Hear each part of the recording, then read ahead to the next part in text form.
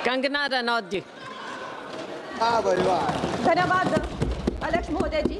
आज से 1 साल पहले हमारे माननीय गृह मंत्री श्री अमित शाह जी ने यशस्वी प्रधानमंत्री श्री नरेंद्र मोदी जी के नेतृत्व में पूरे देश के सामने संकल्प लिया था, घोषणा की थी कि मार्च 31, 2026 तक हम ये जो माओवाद है, ये जो लेफ्टिस्ट वामपंथी टेररिज्म है, इसकी जड़ें जो है देश से उखाड़ फेंकेंगे। और आज इस सभा के द्वारा, इसके माध्यम से मैं हमारे गृह मंत्री जी को, हमारी सरकार को बहुत बहुत शुभकामनाएं देती हूँ। ये संकल्प सिद्ध करने के लिए उनकी बहुत सराहना करती हूँ।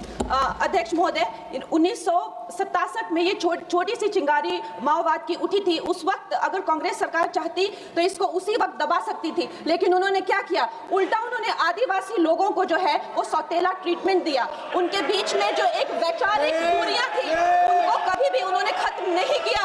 और जब ये माओवाद की समस्या हम उनके सामने आई तो जैसे मेरे भाई सांबित पात्रा ने पूरे देश के सामने आज बताया कि सोनिया जी और राहुल गांधी जी की वामपंथी सरकार प्लस उनके वामपंथी सलाहकार प्लस उनके जो वामपंथी मित्र और ये वामपंथी टेररिस्ट और इनको जो भी जितने भी फंडिंग होती थी, जो भी इनके हथियार होते थे, गोला बारूद होते थे, वो उन लोगों से आते थे जिनके साथ ये कांग्रेस की सरकार उठती बैठती थी। तो हम लोग क्या अपेक्षा कर सकते हैं? क्या कोई समझौता इनके बीच और वामपंथी उग्रवादियों के बीच हो सकता था? नहीं हो सकता था। और उसका क्या परिणाम हुआ कि ये जो वामपंथी उग्रवादी हैं ये बिल्कुल आउट ऑफ कंट्रोल हो गए। इन्होंने खून की नदियां बहा दी, इन्होंने 16,000 से ज्यादा अटैक किए, इन्होंने 2,000 से ज्यादा सुरक्षा कर्मियों को मार डाला, इन्होंने छोटे छोटे बच्चों की जो है वो जिंदगियां ले ली, वहां पे नरक बना दिया। इन्होंने तीन पीढ़ियां ये जो है नक्सलवाद की जो आग में है जो इन्होंने झोंक दी।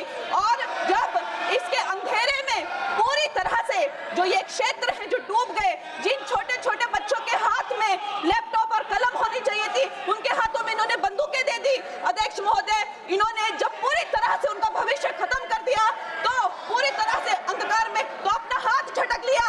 इनको रेड कॉरिडोर बोल के, नो गो जोन बोलकर जो है पूरे देश में बदनाम कर दिया।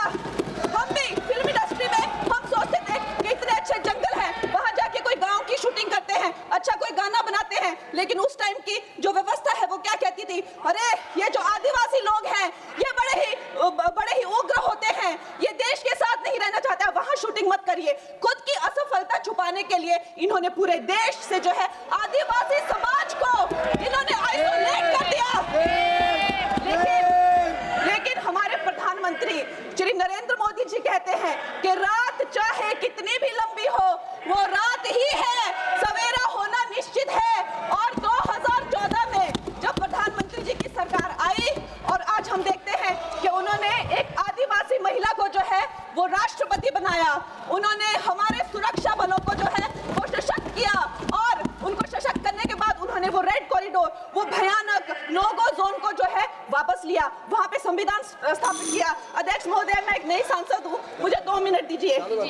और खैर प्रधानमंत्री जी ने क्या विकास किया वहां पर, चाहे वो घर बनवाए हो, चाहे वो नल लगवाए हो, चाहे वो 70 लाख महिलाओं को 1,000 की मदद की हो, 21 किश्तों में 13,000 करोड़ दिए हो, या वहां पर जो है जितने भी काम किए हो वो मैं अगर शुरू कर दूं तो आज दिन से रात और रात से फिर दिन हो जाए तो उसमें मैं नहीं जाऊंगी। लेकिन मैं ये जरूर कहूंगी कि जो वहां पे डिजिटल पेमेंट्स हुई है उनका मैं बहुत ही ज्यादा सराहना करती हूँ। उससे जो नक्सलियों का जो वित्तीय नेटवर्क है वो टूटा है, जो वो वसूली का काम करते हैं वो टूटा है, जिससे वो खोखले हुए हैं। उसके साथ में सबसे सराहनीय काम जो किया है वो मैं कहूंगी विकास और विश्वास के साथ जो हमारी सरकार ने इसको जोड़ा है। उसके उपरांत जो है उन्होंने जो समर्पण की नीति अपनाई है, 8,000 से ज्यादा युवा जो हैं वो समर्पण कर मुख्य धारा से जुड़े हैं, उनको 5 लाख की राशि और उनको रोजगार दिया जा रहा है।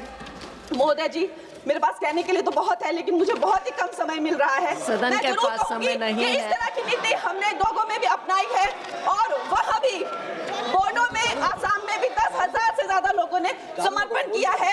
और मैं अंत में अध्यक्ष महोदय जी, मैं यही कहना चाहूंगी कि गृह मंत्री जी ने और प्रधानमंत्री जी ने पूरे देश में यह संदेश दिया है कि ये देश बंदूक की नोक से नहीं चलेगा, ये देश संविधान से चलेगा, ये देश जनता के विश्वास से चलेगा। फिर से मैं अपनी सरकार को बहुत बहुत बधाई देती हूँ। धन्यवाद। श्री हनुमान पेनीवाल।